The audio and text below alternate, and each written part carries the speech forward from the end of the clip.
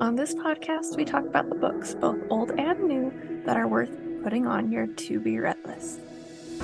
I'll include the back cover synopsis, content warnings, as well as my pro and con list. To avoid any spoilers, head over to my Instagram at enjoylifewithme.angela. I'd love to hear your thoughts on these books. Let's jump in for the day. Today we're going to be talking about Penalty of Love by Kristine W. Joy, which is a standalone. We are going to somehow talk her into making it a series, but right now it's a standalone that came out in July. The back cover synopsis says, she's a fiery social media specialist. I'm a hockey star with a hothead reputation, but her determination to salvage my career is melting my defenses. Being a professional hockey player means I'm no stranger to fights. But when a run-in with a fan threatens my spot on the Atlantic glaciers, everything is on the line. Enter Nilla, the social media guru my managers hired to combat this PR crisis. The fiery bombshell has a clever little plan to salvage my reputation, and now I'm forced to play nice on the platforms I have always avoided. Her sunny disposition clashes with my gruff exterior, yet her fierce resolve intrigues me more than I care to admit.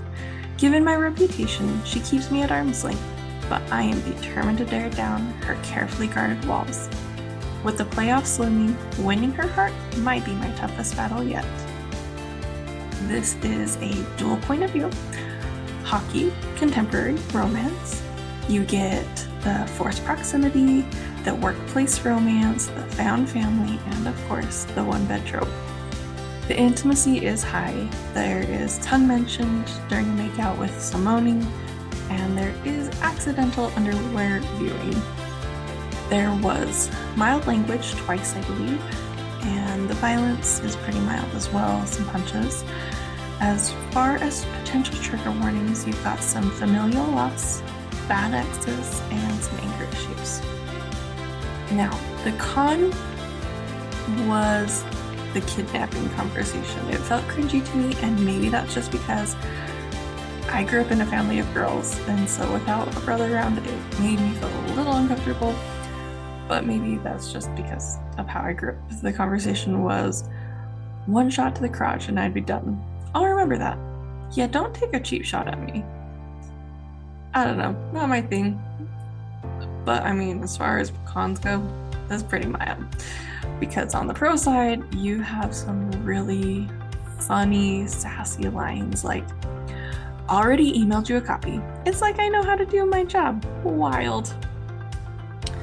Or, this is dangerous, says the man who plays a contact sport for a living. There is, that's the sappiest thing I've ever heard come out of your mouth, and I can't decide if I'm disgusted or grossly entranced by it. And then there's some real cuteness where he talks to the Uber driver and says, take care of her. Or when she says, it's easy for me to pick out Cameron from the crowd since he's one of the tallest. Well, that and my eyes seem to naturally be drawn to him. It's frustrating how handsome he is, even when he's wiping sweat from his brow. And here I am staring. But you also get some wise advice. There's two of them. The first one is, what's the point of having a successful career if you don't have someone to share it with? And the second one is, don't stop communicating. It will just make it worse.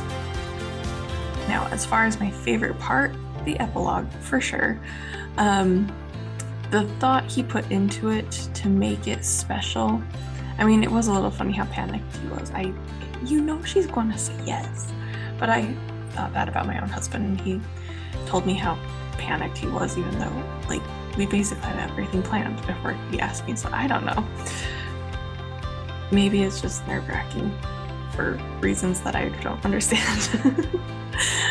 So I hope you'll jump over to social media and tell me what you think of this book. I love this author. I've read all of her stuff. I want to hear your thoughts, and I will talk to you guys soon. Happy reading.